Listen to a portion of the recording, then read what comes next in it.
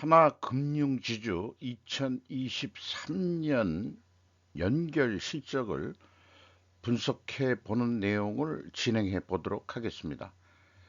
이자 수익은 45.6%가 증가했고요. 영업이익 5.9%가 감소했습니다. 드퐁티 회전율이라는 것으로 0.58이 나오고 PBR은 0.46 상태입니다. 구독, 좋아요 부탁드리고 필요하시면은 1.5배속을 보시기 바랍니다. 윤 대통령의 5대 은행 이자 수익만 40조, 세계 순위선 안 보여라는 제목으로 정지현 기자가 뉴스완에서 보도를 했는데, 상공의 날 기념식 특별 강연에서 자유주의 경제 시스템을 얘기하면서 추가로 독과점에 대한 얘기도 나온 모양입니다. 그래서 정부 어느 나라 세계 정부도 독과점에 대해서 지대 추구는 방치하지 않는다. 지대라는 게 이제 그 어떻게 해석해야 될지 모르지만 제가 해석하기로는 그 자기네들 그 텃밭 그 나와바리 뭐 요런 그 그런 거겠죠. 그 안전하게 벌 수 있는 그런 의미의 지대라고 이해를 합니다. 우리나라 은행이자 이자 수익은 60조 원에 이르고 5대 은행 이자 수익은 40조 원이 넘는다며 세계은행 순위에서 50위 이내에 우리나라 은행은 단 한 곳도 없다고 비판했다. 그러니까 이게 독과점이라는 의미에서 그 비판한 건지 뭔지 그게 좀 중간에 은행 얘기가 들어갔어요.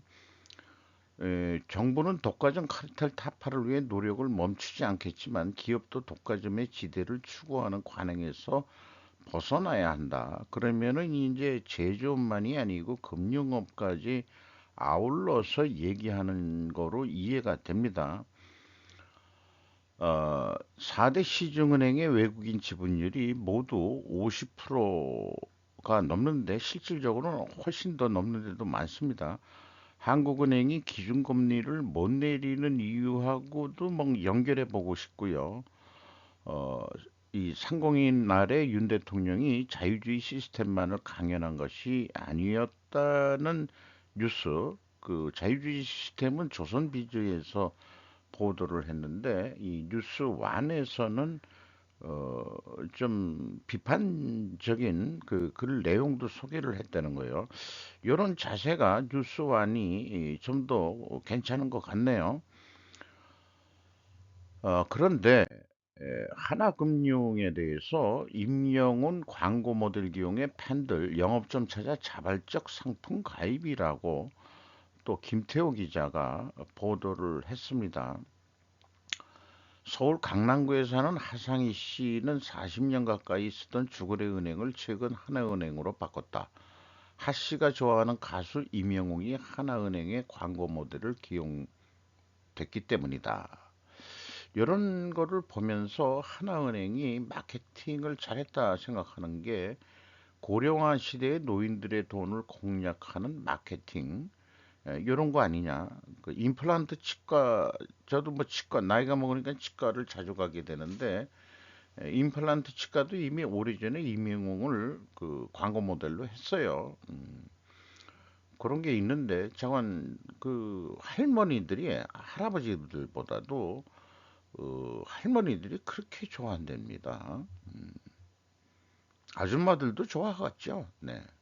자, 본격적으로 어, 은행의 손익계산서는 복잡해가지고 영업이익까지 표현하는데 너무 길고 이게 뭔 얘기인지 일반인들은 이해 못하는 그런 것들이 많아서 제가 한번 도전을 해 본 거예요. 하나 금융의 그런 뉴스도 나오고 그러니까 또 대통령도 40조 원이나 이 버는데 뭐 하고 있는지 기업의 사회적 책임이 뭔지 이런 걸 따지는 건지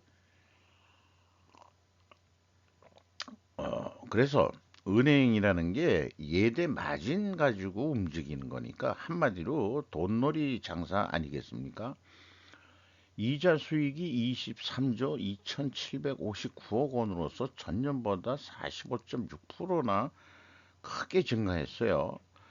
그 기준금리 자체가 올라가서 그렇겠죠? 그렇게 이해를 하는데 이자 비용은 106.3%나 크게 증가했습니다. 그 자기네들이 그 차입한 것도 있지만은 예수부채라 그러죠. 우리가 그냥 예금이라고 하는 거 어떤 정기적금을 들든 어떻게 되든 또 뭐 여러 가지가 있습니다만은 또 당좌 예금 같은 것도 있을 거고 당좌는 참 이자가 안 나가죠. 그렇게 알고 있는데 그러면은 여기에서 이 말하자면 그 예금 이자 금리도 꽤 올랐다 이렇게 볼 수 있겠네요. 그래서 순이자율 요게 이제 1.4% 감소했어요. 그러니까 윤 대통령이 그 비판한 거하고는 좀 반대 현상이 나와 있죠. 어, 이자 총이익률이라고 말을 붙여봤는데 18.2% 내려갔습니다. 그리고 일반 관리비는 뭐 은행도 좀 비용들이 늘겠죠. 3.6%. 요거를 이제 우리가 익숙한 그런 손익계산서에 맞춰봤습니다. 본업이 뭐냐? 그러니까 그 돈놀이 아니냐 이거죠. 그 돈을 빌려주고 또 돈 받은 거는 이자를 주고 그런 거니까. 그 영업이익이 4조 4,711억 원으로 계산이 되는데 5.9%가 내려갔습니다. 영업이익률도 내려갔고요. 그렇습니다. 원가 생산성을 이자 생산성이라고 표현을 해 봤습니다. 0.18포인트 내려갔습니다. 그런데 은행이 이제 그거만이 아니고 파생 영업이라고 제가 불러야 될지 그런 금액이 꽤 크거든요. 그래서 A에다가 파생 영업 손익이라고 수수료, 금융 파생 상품 등을 묶어서 표현을 했습니다. 요게 1조 원 정도 증가했는데 신용 성실 뭐 이런 게 있어요. 그다음에 기타 영업 손익이 있습니다. 기타 영업이 또 하는 게 있겠죠. 보험까지도 하고 있으니까 에, 그 계약 채무라고 이 새로 그 보험업에 적용되는 것도 그 은행에 적용이 되기 때문에 그게 좀 변한 게 또 좀 있습니다. 그거는 또 이 3조 원가량이 나간 거로 되어 있어요. 그리고 AB의 차이가 2,223억 원, 22억 원. 요게 이제 차이가 나는 거를 한번 표기를 해 봤습니다. 그리고 이제 이 일반 제조업에서 기타 손익 및 지분법 손익이란 게 있는데 그 금액의 비중은 뭐 그렇게 크진 않습니다. 그러니까 금융 회사는 이 AB를 영업이익 범위로 보고 있는데 저는 요거를 좀 기타 영업으로 봤다 이거죠. 본업만 비교를 해보고 싶었다 이게요. 이자 장사. 그리고 일반 관리비는 그 모든 그 은행에서 쓰는 비용인데 여러 활동을 하면서도 쓰겠지만은 그 주업이 그거니까 거기에다가 일반 관리비를 그냥 비용을 떨어버린 거죠. 그런 생각은 사실 스르프 생각하고 그 뭐 거의 유사한 얘기가 되겠습니다. 세전이익은 4조 6,812억 원으로서 금액상으로는 2,621억 원이 감소했어요. 나머지는 생략하는데 2022년에 그 회계정책 변경에 의해서 자본금이 줄어든 게 있어요. 요거를 저는 현금 재무지표 작성을 위해서 이 손익계산서에다가 추가로 기타 그 포괄손익 개념으로 여기서 떨어버립니다. 그게 이제 또 은행 손익계산서하고 요거는 차이가 날 겁니다. 그래서 이것을 스르픈 용어로 좀 이해를 해보면은 이자 수익과 이자 비용으로 바로 떨어버리죠. 그러면 요 갭이 60.7%인데 이거로 봐서 예금, 그러니까 예수 부채라고 회사를 얘기하는데 금리가 상승이 됐다. 그러니까 고객들한테 나가는 이자 비용도 꽤 올라갔다. 그 다음에 은행 자체도 차입하는 이자가 있거든요. 그것까지 포함일 것입니다. 그러니까 자기네들도 어디 이 은행권에서 차입을 또 하는데 하나금융그룹도 우리나라에서는 뭐 어디서 빌리는지는 모르겠습니다만은 한국은행에서 빌리는 거예요. 그런데 이제 외국에서도 돈을 많이 빌리겠죠. 그렇게 생각이 듭니다. 그래서 스루풋 금액상으로 1.4%가 감소했고 스루풋 율로는 18.2%가 하락을 했습니다. 일반 관리비 빼니까 앞에 그 제가 그 표현한 그 일반 손익계산서 표현하고 뭐 말들은 다 비슷한데 그냥 그 스루풋 용어로 한번 표현을 해 본 거예요. 그러니까 영업이익은 똑같습니다. 그래서 한마디로 금융이자 장세에서 마진율이 떨어졌다. 이렇게 볼 수 있겠습니다. 자, 이렇게 이제 전체로 보는데, 그러면은, 회사 주석이 잘 나와 있어가지고, 한마디로 간단하게 번 돈에서 쓴 돈이 영업이익 아니겠습니까? 그러면은 이 왼쪽에 수익 내용을 쭉 그 제가 표현을 했어요. 그래서 이자 수익만이 그 대출 이자 수익으로 봐가지고 요거를 크게 하나 나누고 나머지는 이제 기타 수입으로 영업의 수익으로 보는 거죠. 여기에 뭐 수수료 수익이라는 게 있고 여기 뭐 당기손익 공정가치 측정 금융상품 관련이 또 또 이게 뭔 얘기들인지 잘 모르지만 정말 금융상품 관련 이익이라는 얘기예요. 이런 것들이 있다는 얘기입니다. 그 지정 뭐 이런 말이 하나 들어갔는데 뭐가 좀 틀린 게 있겠죠. 이렇게 복잡하게 돼 있습니다. 위험회피 파생 금융상품이라는 것도 있고 외환거래 이익도 있고 손실충당금 환입액이라는 것도 있네요. 그리고 이제 보험도 좀 취급을 하는데 이제 은행은 보험 비중이 그렇게 크질 않은 것 같습니다. 어쨌든 영업의 수익이 뭐 한 46조 되고 그 다음에 이제 합계는 그 이 69조 7천억이나 벌었어요.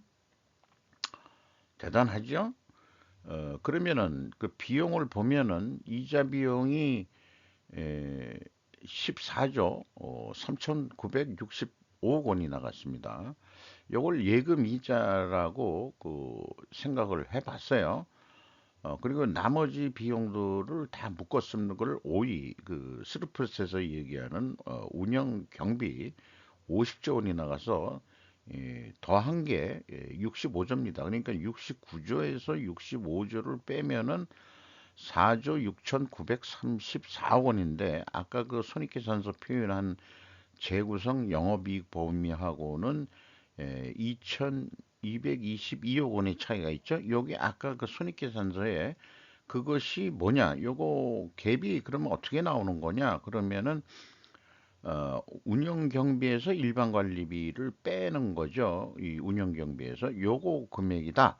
그것이 이제 아까 그 AB다 이런 얘기예요. 그러니까 그 AB를 금융권에서는 그 영업 부문으로 보는데 스루프 관점에서는 본업만 보자 본업만 그렇게 얘기를 한 겁니다.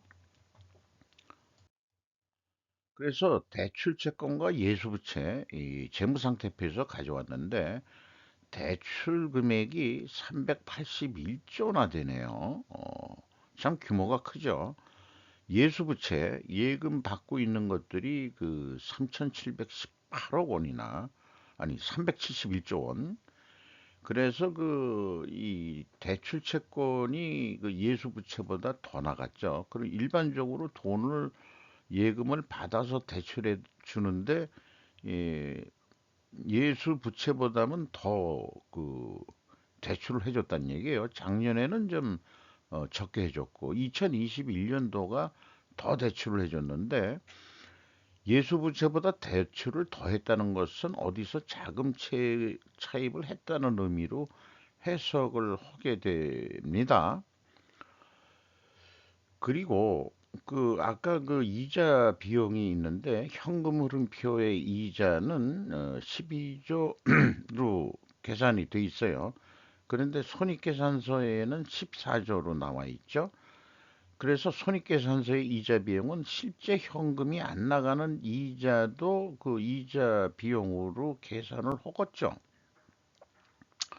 그거를 돈을 안 찾아가면은 다시 예수 부채로 잡겠죠.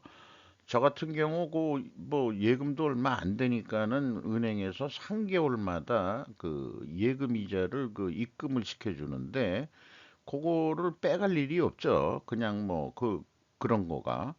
그러니까 이제 여기 그 차액 2조 3천억 원은 어 일반 그 고객들이 돈을 안 찾아가는 거.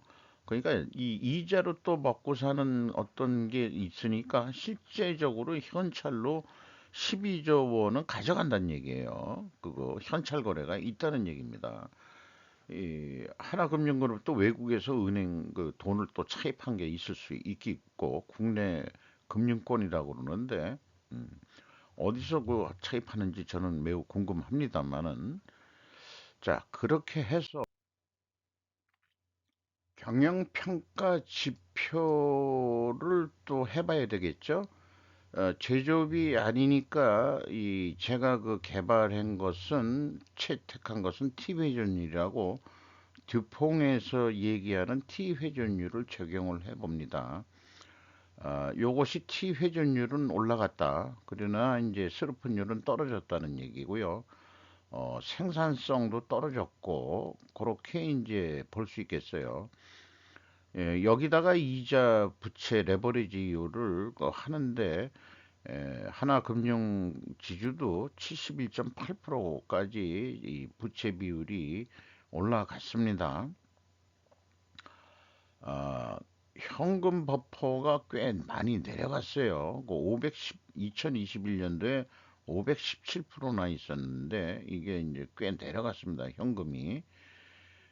나머지는 참고해 주시면 되겠고, 음, 두펑 RO이라는 게 비서비스업을 생각해 가지고 그 만들어 본 건데요. 만드는 게 아니고 그게 이제 일본 회계사가 소개한 내용인데 두퐁 그룹에서는 원래 그 이 지주회사 성격으로 하고 전문 경영인들을 쓰는 사람들이기 때문에 이거 가지고 경영진 경영 성과를 평가한다고 그래요.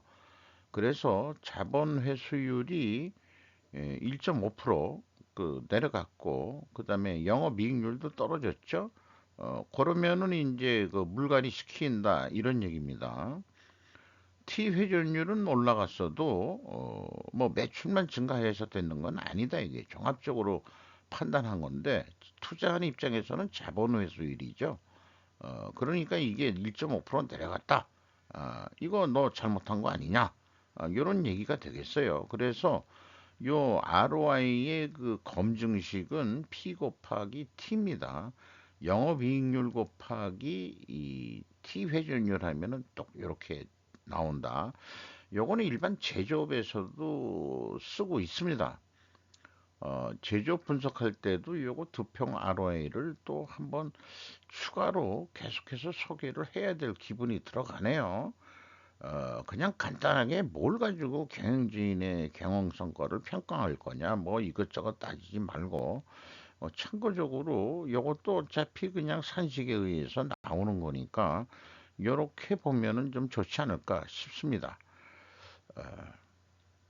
우리가 일반 제조업에서는 원재료 및 제품 가격 추이 공시가 의무사항으로 돼 있는데, 금융권 사업보고서에서는 그런 게 없다 말이죠.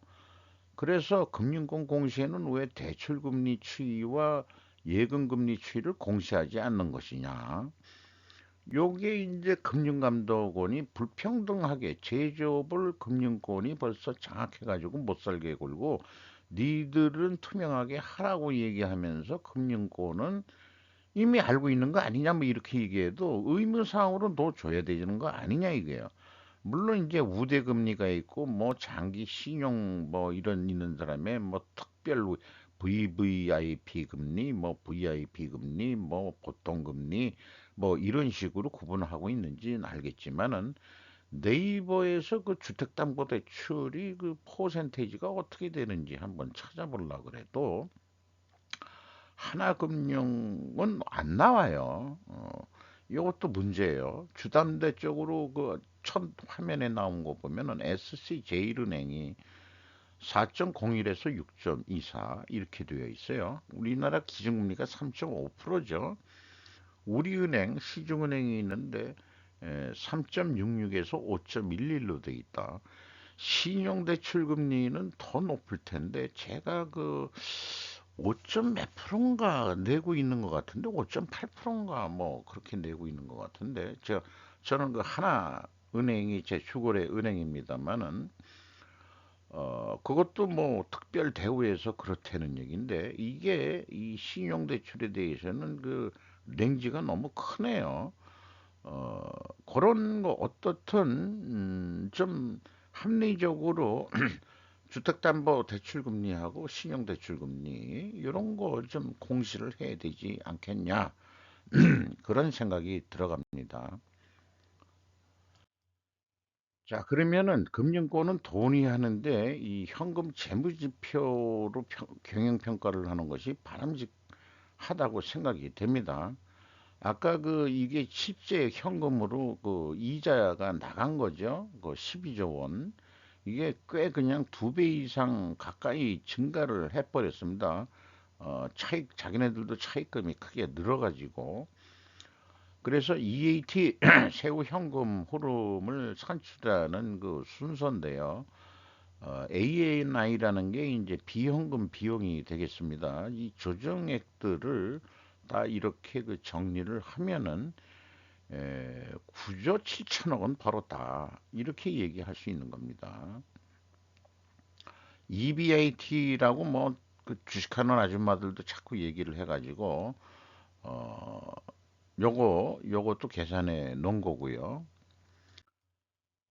그리고 이제 여러 가지 그 실적 평가들을 그 현금 지표로 보면은 캐펙스 8조 한 4천억 원대가 현금 자본적 투자를 했어요.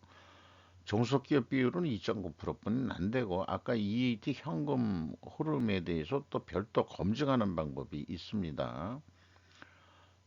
이렇게 벌었다는 얘기고 그 현금 수익률로는 거꾸로 6.9%다. 그러니까 손익계산서만 보고서 믿지는 말아라. 제 얘기는 실질적으로는 그 많이 벌었다. 2배 가까이. 이런 얘기입니다. 채권자한테 3조 5천억 원의 돈이 나갔어요. 음, 그리고 이제 아까 그 경영 지표에서도 얘기했지만은 그 레버리지율이 올랐습니다. 이렇게 크게 오르진 않았네요. 아까 그거는 그 경영 평가 지표에 있던 거는 수정 전에 거네요. 그거는 제가 수정을 해야 되겠습니다. 그리고 주주잉여 현금률이 1조 4천억 원이 나갔는데 요게 그 주주들이 가져간 돈이 매우 그 구성이 복잡합니다. 어, 자본 변동포에서 뽑아가지고 맞춰 본 건데 제가 계산하는 주주잉여 현금흐름 1조 4,460억 원대 딱 일치합니다. 그래서 마이너스가 돈이 나갔다는 거니까 연차 배당이 있고 또 중간 배당이 있으니까 매우 이 자본주들이 좋아하겠죠. 그리고 그 1% 선뿐이 안 되네요. 근데 뭐 다른 것까지 있으니까 이 신종 자본증권 상환이라는 것도 주주들한테 돈이 다시 가는 거니까 이런 게 있겠죠.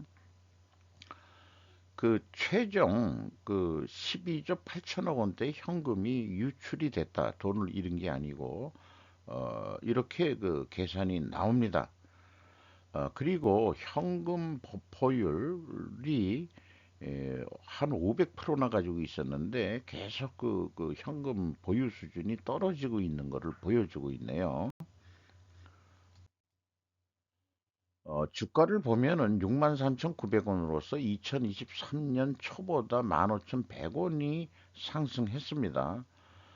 PBR 장부 가격 대비 46% 성분이 대우를 못 받고 있습니다. 그래도 많이 올랐어요.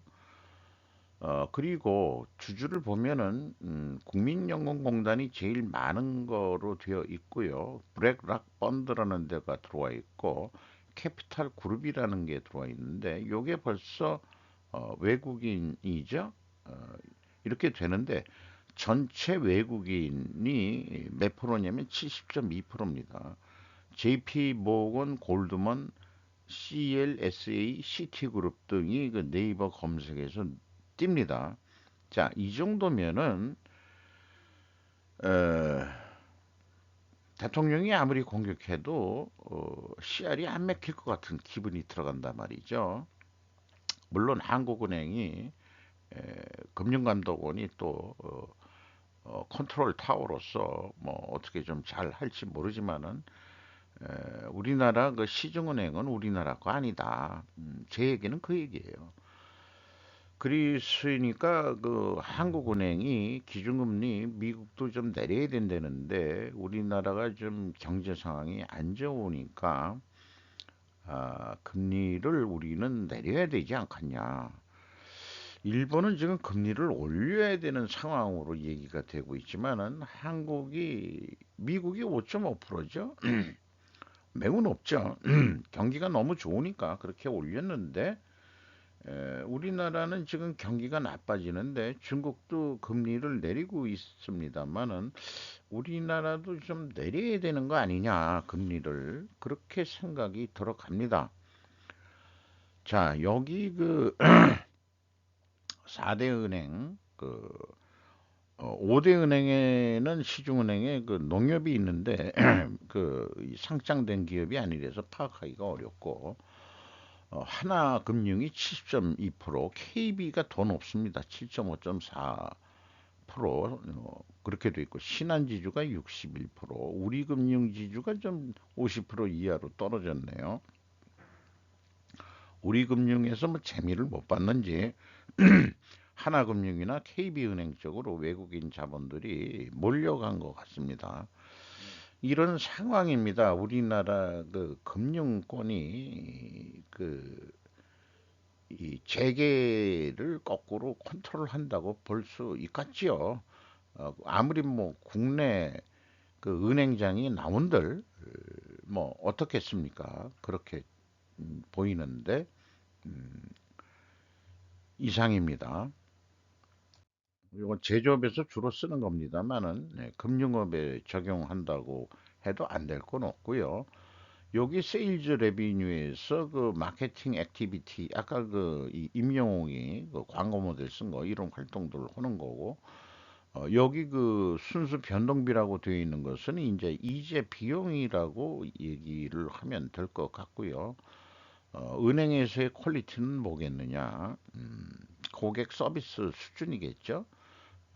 초킹이라는 거, 그거는 뭐 어떻게 적용할지는 잘 모르겠습니다. 계획 생산 관리에서 쓰는 에서 용어가 나온 겁니다만은 이상 우리가 은행을 한번 바라보는 것을 좀 조금 단순화한 관점에서 저도 요거를 제조업은 익숙해져 있는데 이것을 그 간헐적으로 가끔 분석하다 보니까 시간이 이해를 하면서 표를 재구성해 보려니까 매우 좀 시간이 많이 들었어요.